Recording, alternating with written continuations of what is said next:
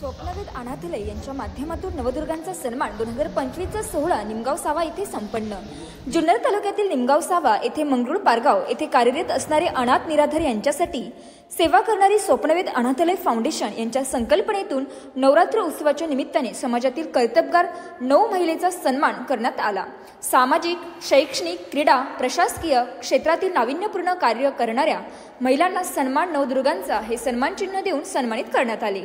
मान्यवरांचा सन्मान हरिभक्त पारायण बबन महाराज डुकरे व इतर उपस्थित मान्यवरांच्या शुभ हस्ते पत्रकार स्नेहा बारवे, शीतल कोटकर, प्रियंका सस्ते, उषा डुकरे, अनिता घोडे, वनिता पाबळे, शुभांगी सोनवणे, सुकेशिनी हिंगे, लताताई उंडे या महिला नवदुर्गांना सन्मानित करण्यात आले।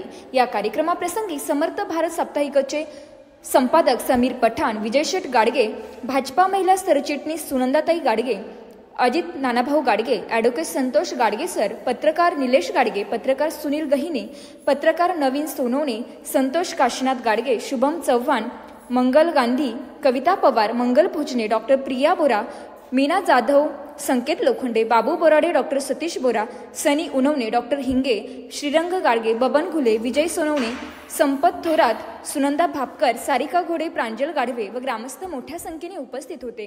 स्वप्नवेदच्या उपक्रमाचे उपस्थित मान्यवरांनी कौतुक केले। कार्यक्रमाचे सूत्रसंचालन स्वप्नवेद अनाथालयाचे संस्थापक सचिन भोजने यांनी केले, तर आभार ॲडव्होकेट संतोष गाडगे सर यांनी